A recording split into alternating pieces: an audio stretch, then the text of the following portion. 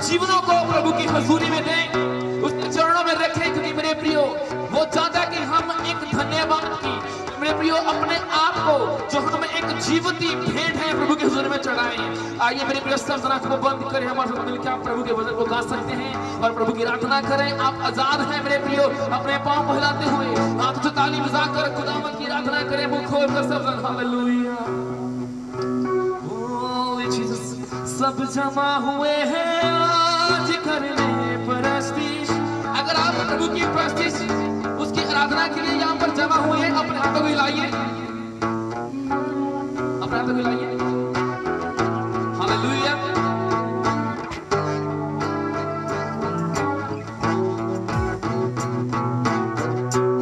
सब बोलिए मिलकर, अगर आप जमा हैं खुदावंद की हजूरी में उसकी आराधना करने के लिए, जोर से बोलिए।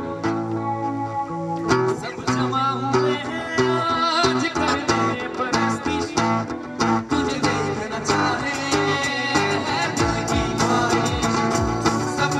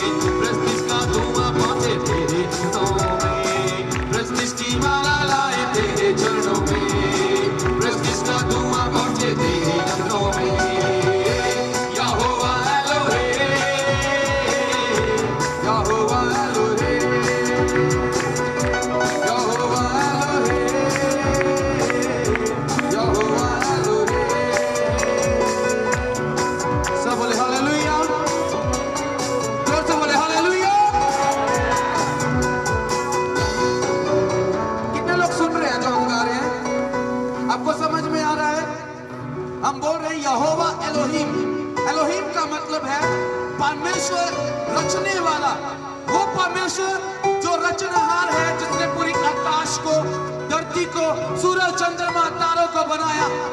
और लिखा है आखिर में परमेश्वर ने मनुष्य को बनाया। जो परमेश्वर पूरी सृष्टि का करता है, हम उसके लिए ये भजन गा रहे हैं, ये गीत गा रहे हैं कि वो यहोवा परमेश्वर रचनहार परमेश्वर है, वो बनाने वाला परमेश्वर है। और जब आप उसकी महिमा करते हैं, हम पहले ही बात कर रहे हैं, जब पवित्र आत्मा मंडराता है तो कुछ नया बनता है। जब हम प्रभु की महिमा करते हैं, उसकी प्रस्तुति करते हैं, तो परमेश्वर कुछ नया बनाता है, कुछ नया तैयार करता है। अगर आप बीमार हैं, आप परेशान हैं, आप अपनी जिंदगी से हारे हुए हैं, परमेश्वर आपके जीवन को नया बनाना चाहता है। परमेश्वर आपके जीवन को स्वर्ग के राज्य का अधिकारी बनाना चाहता है। अगर आप उसकी महिमा के अपने मुंह को खोलेंगे, बाइबल में लिखा है अपने मुंह को खोल और मैं इसे भर दूंगा। अपने मुंह को खोल और मैं तुझे सामों से भर दूंगा। परमेश्वर अपने स्वर्गीय आशीषों से हमें भरना चाहता है। अगर आप उसकी महिमा करेंगे अपने मुंह को खोलकर, तो आप उससे कुछ मांगे जाएंगे, कुछ नया पाएंगे, वो कुछ नया तैयार होगा आपके जीवन में। हालेलुया, हालेलुया, जोर से बोले हालेलुया। इधर उधर मत देखते रहे, आंखें बंद करके हमारी तरफ मत देखिए। ये मत देखिए कौन कैसा गा रहा है, अच्छा गा रहा है, बुरा गा रहा है, पंजाब से टीम आई है गाने के लिए। आप हमें मत देखें, परमेश्वर को देखें, उसकी ओर अपनी आंखें लगाएं, उसकी ओर अपना ध्यान लगाएं। जब उसकी ओर ध्यान लगा के उसकी महिमा करेंगे, तो आप कुछ पाएंगे। मनुष्य की ओर आंखें लगाएंगे तो कुछ नहीं मिलने वाला। खुदा की ओर, यहोवा की ओर आंखें लगाएंगे तो स्वर्गीय अधिकारों को प्राप्त करेंगे।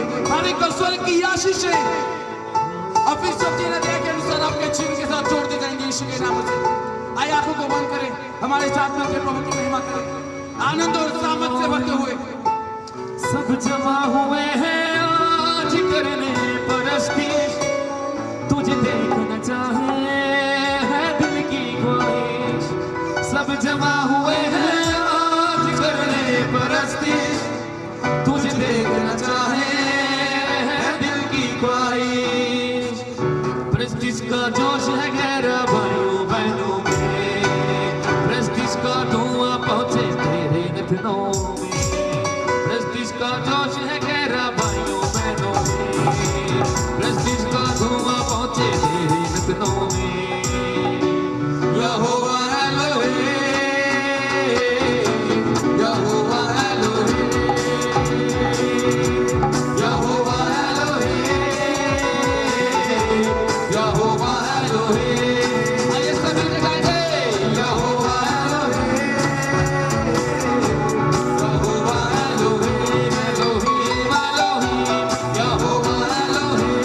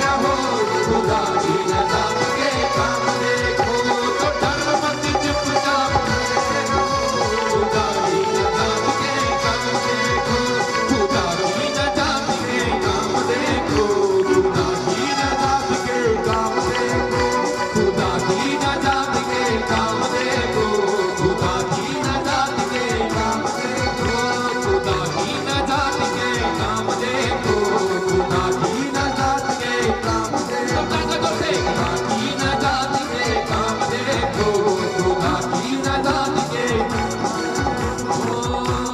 डरो मत चुपचाप खड़े रहो, खुदा की नजात के काम देखो, डरो मत चुपचाप खड़े रहो, हालेलुया डरो मत चुपचाप खड़े रहो, खुदा की नजात के डरो मत चुपचाप खड़े रहो, खुदा की नजात के काम देखो, डरो मत चुपचाप खड़े रहो, खुदा की नजात के काम देखो, डरो मत चुपचाप खड़े रहो, खुदा की नजात के काम देखो, खुदा की नजात के काम देखो, खुदा की नजात के काम देखो, खुदा की नजात के काम देखो, खुदा की नजात के काम देखो। हालेलुया, सब जोर से बोलिए हालेलुया।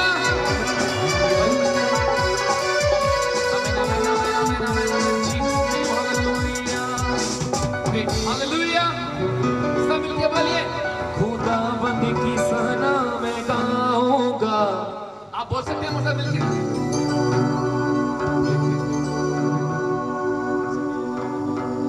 मुझे लग रहा है आप लोगों को शायद समझ में नहीं आ रहा हम क्या बोल रहे हैं, हम क्या गा रहे हैं। हम लोग हिंदी भाषा में ही गा रहे हैं, पंजाबी में नहीं गा रहे अभी। आपको समझ में आ रहा है सबको? अपने हाथ हिलाइए अगर आपको ये भजन समझ में आ, जब बोल रहे हैं। किस किसने ये भजन सुना हुआ है? डरो मत चुपचाप खड़े रहो। इसका मतलब क्या है? इसका मतलब है कि हम यहाँ पर चुपचाप खड़े रहने के लिए नहीं बोल रहे आपको कि आपको चुपचाप खड़े रहना है और कुछ नहीं बोलना, ऐसा नहीं है मेरे प्रियो। हम जानते हैं वचन में से जब मोसेस जो था मेरे प्रियो, उस इस्राएलियों को मिस्र देश से निकाल कर लेकर आया, तब परमेश्वर ने अद्भुत कार्य उस रास्ते में किए जहां पर उनके लिए बहुत सारी रुकावटें थी, है ना। वो लाल समुद्र को परमेश्वर ने दो भाग किया। जब सामने उनके सामने लाल समुद्र था और पीछे फिरौन की सेना थी, तब परमेश्वर ने समुद्र को दो भाग कर दिया। तब लेकिन इस्राएली बोलते थे कि अब हमें कौन बचाएगा? मूसा अब तू भी हमें बचा नहीं सकता, तेरा परमेश्वर कहाँ है? तेरा परमेश्वर? वो बोलते हैं हम तो मिस्र में ही अच्छे थे, मिस्र में ही हम अच्छे थे। लेकिन बेबी आपको पता है परमेश्वर ने अद्भुत काम वहां पर किया। हालेलुया। तब मूसा ने कहा था कि खड़े होकर अब परमेश्वर के कार्य को देखो, परमेश्वर कौन सा काम करता है। Hallelujah, hallelujah, hallelujah, hallelujah, hallelujah. डरो मत, चुपचाप खड़े रहने का मतलब ये नहीं कि आप लोग और मैं अब चुपचाप खड़े रहें। कुछ लोग ये समझते हैं, ये बोल रहे हैं चुपचाप खड़े रहना, कुछ नहीं, हिलना जुलना नहीं है, बोलना नहीं है। मेरे प्रियो आपको गाना है हमारे साथ, हमारे साथ मिलके बोलना है। हालेलुया, जोर से बोलेंगे हालेलुया। जो लोग हालेलुया का मतलब नहीं समझते, मैं उनको बता दूं, ये है परमेश्वर की स्तुति या परमेश्वर का धन्यवाद। क्या आप करना चाहते हैं हमारे साथ मिलकर? जोर से बोलिए हालेलुया, हालेलुया, हालेलुया। हम यहाँ पर जितने भी हैं, लेकिन प्रभु यीशु ने कहा है जहाँ 2 या 3 मेरे नाम में इकट्ठा है, मैं वहां पर हाजिर हूँ मेरे प्रियो। अगर आप विश्वास करते हैं कि यीशु यहाँ पर मौजूद है तो उसकी महिमा के लिए गाएं मेरे साथ मिलकर। सब बोलिए थैंक यू जीसस। बोलिए खुदाबंद की सना मैं गाऊंगा, जलाल से पटवा बंद हुआ। खुदाबंद की सना मैं गाऊंगा, जलाल से पटवा बंद हुआ। खुदाबंद मेरा साहिबे संगी है, खुदाबंद मेरा जोर मेरा किला। खुदाबंद मेरा साहिबे संगी है, खुदाबंद मेरा जोर मेरा किला। तो डरो मत, चुपचाप खड़े रहो, खुदा की नजात के काम देखो। डरो मत, चुपचाप खड़े रहो, खुदा की नजात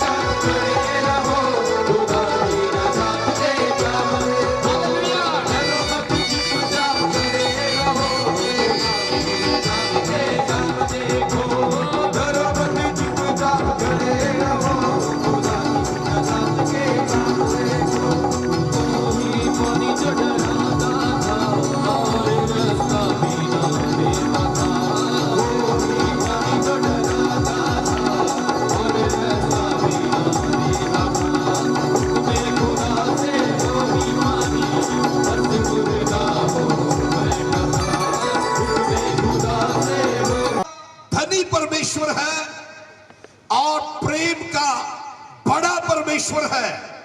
खुदावंद का कलाम कहता है वो दया का धनी है।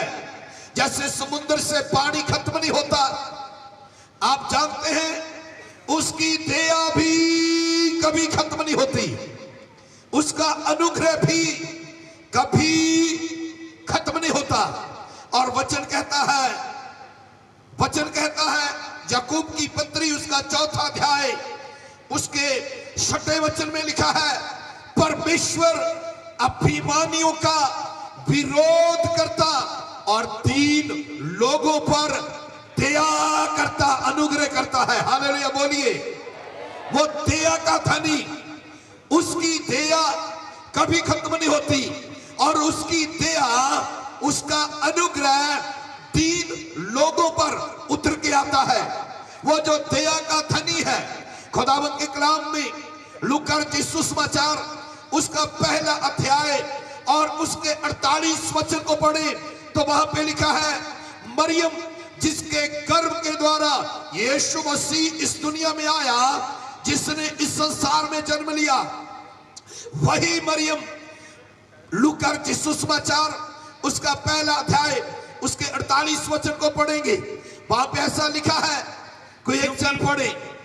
क्योंकि उसने अपनी दासी की दीनता पर दृष्टि की है। यहां मरियम कहती है उस परमेश्वर ने जो दया का धनी है, उसने अपनी दासी की दीनता पर, नम्रता पर दृष्टि की है।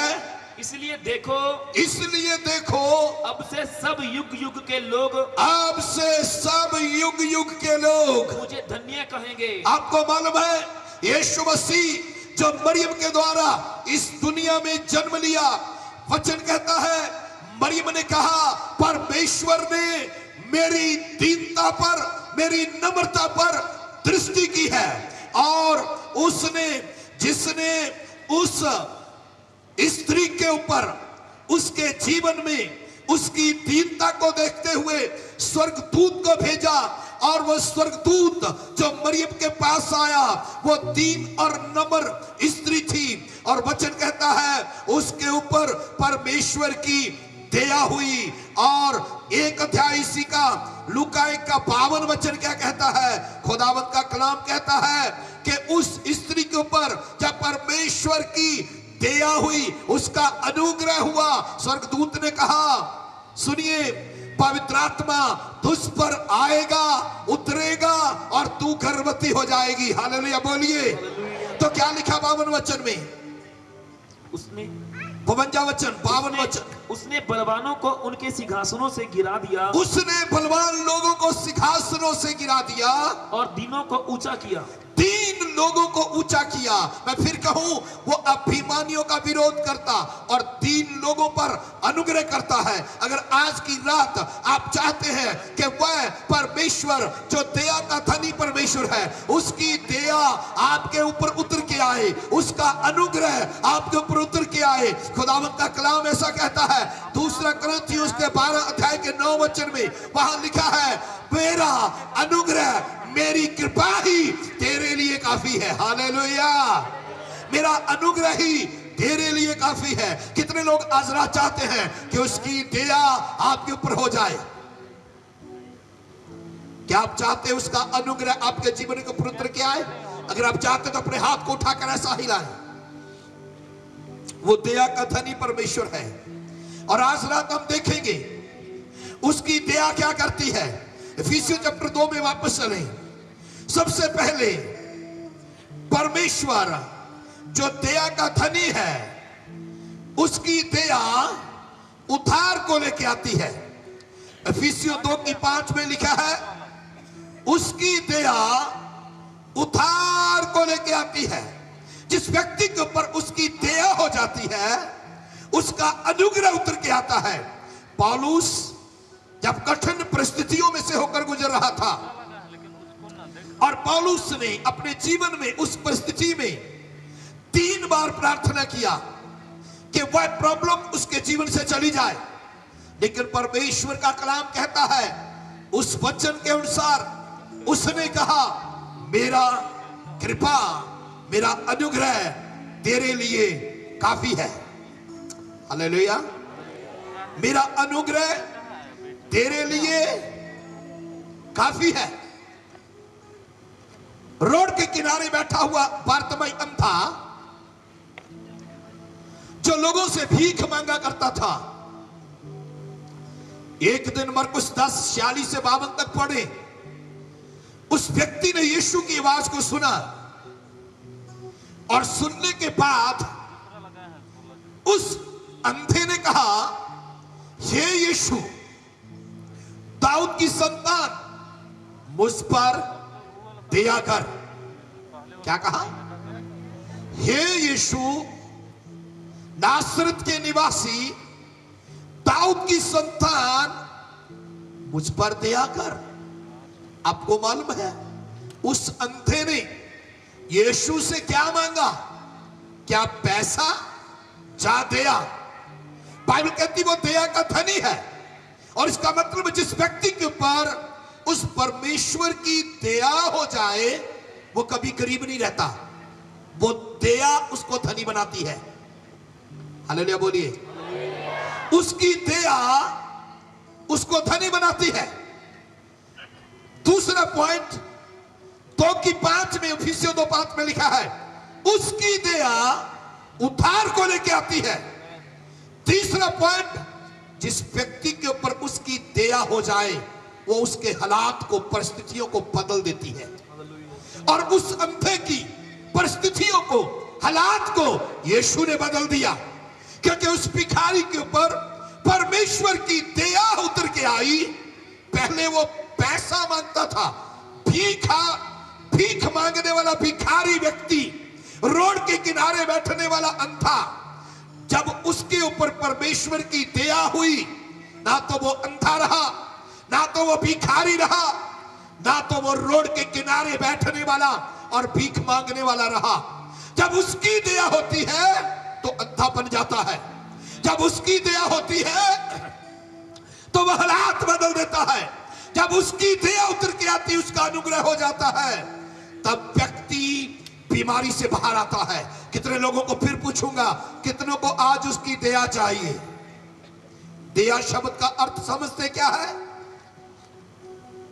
दया को अगर आप कहें, उसको दया शब्द को आप अनुग्रह बोल सकते हैं। दया करना, किसी व्यक्ति के ऊपर दया करना। वचन कहता है उस भिखारी के ऊपर दया हो गई और वह व्यक्ति जो रोड के किनारे बैठा था, जब उसने कहा, हे यीशु, दाऊद की संतान, मुझ पर दया कर। क्या कर? जोर से बोलो, क्या कर? क्या मांगा उसने? दया। और दया को मैं बोलूंगा, दया अनुग्रह को कहते हैं। उसने कहा, मुझ पर अनुग्रह कर, और उसका दया, उसका अनुग्रह उस अंधे के ऊपर आया और उसका अंधापन चला गया। वो जन्म से अंधा था। जब आप उस अनुग्रह दया को मांगेंगे और उसकी दया, उसकी कृपा आपके ऊपर होगी, आपकी बीमारी चाहे बचपन से क्यों नहीं है, आपको छोड़ के चली जाएगी। जब उसकी दया आपके ऊपर हो जाएगी, आपकी परिस्थितियां बदल जाएंगी, आपके हालात बदल जाएंगे। और जब उसकी दया हो जाएगी, 2:5 पढ़े तो क्या लिखा है? इफिसियों 2:5 में लिखा है, जब उसकी दया हो जाएगी, इफिसियों 2:5 में लिखा है, उसकी दया। हाँ, जब हम अपराधों के कारण मरे हुए थे, जब हम अपराधों ही के कारण मरे हुए थे, तो हमें मसीह के साथ जिलाया। उसकी दया मृतकों में से जिंदा करती है। आगे पढ़े। हाँ, अनुग्रह ही से तुम्हारा उद्धार हुआ है। अनुग्रह ही से तुम्हारा उद्धार हुआ है। उसकी दया, उसके अनुग्रह आदमी के जीवन में क्या लेके आता है? उद्धार को लेके आता है। हालेलुया बोलिए। उसका दया केवल बीमारी से चंगा नहीं करता, उसकी दया। हम तो अपराधों के कारण मरे हुए थे। यहाँ पर संत पौलुस इफिसियों के चैप्टर में अफसोस की कलीसिया को कहता है, अनुग्रह ही से तुम्हारा उद्धार हुआ है। मैं आपको आज रात कहना चाहता हूं, अगर आपने मुक्तता को पाया है, आपने उद्धार को पाया है, आपने छुटकारे को पाया है, तो ये आपकी ताकत से नहीं, ये परमेश्वर के अनुग्रह से, उसकी दया से आपने प्राप्त किया है। अगर आपके पास आज धन है तो ये उसके अनुग्रह से, उसकी दया से आपके पास है। अगर आपके पास ताकत है ये उसकी दया से है। अगर आपके पास पैसा है ये उसकी दया से है। अगर आपके पास टैलेंट है ये उसकी दया से है। आप प्रीचर हैं, उसकी दया है आपके ऊपर। आप प्रॉफिट हैं, ये उसकी दया है। आप अच्छे प्रार्थना करने वाले हैं, ये उसकी दया है। आप अच्छे वादिक हैं, ये उसकी दया है। आप अच्छे सिंगर हैं, ये उसकी दया है। आप अच्छे प्रीचर है, ये उसकी दया है। आप अच्छा गाते हैं, ये उसकी दया है। और उसकी दया, उसके अनुग्रह ने आपको इस योग्य बनाया है। हालेलुया। कितने लोग सुन रहे हैं मुझे? ये उसकी दया है। बोलिए परमेश्वर। जोर से बोलो परमेश्वर। चिल्ला के बोलिए परमेश्वर। आज जो कुछ भी मेरे पास है, चिल्ला के बोलिए जो कुछ भी मेरे पास है, ये आपकी दया से है, ये आपके अनुग्रह से है। आप बहुत सुंदर हैं, ये परमेश्वर का अनुग्रह है। आप अच्छा गाते हैं, ये परमेश्वर का, बोले ये परमेश्वर का। आप देखते हैं, अंधे नहीं हैं, ये परमेश्वर का अनुग्रह है। Hallelujah, hallelujah.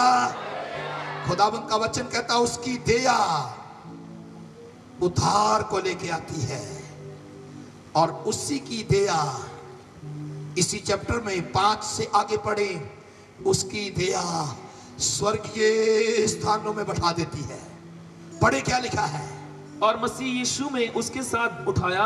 मसीह यीशु में उसके साथ उठाया। जब हम अपराध के कारण, आदम से लेकर पाप के कारण मरे हुए थे, और हमारा जीवन पाप की मजदूरी मृत्यु है, और मृत्यु के दायरे में हम सब फंसे हुए थे, तब उसकी दया हमारे ऊपर हुई और हमने पाप से किया और यीशु ने हमें मृतकों में से जिलाया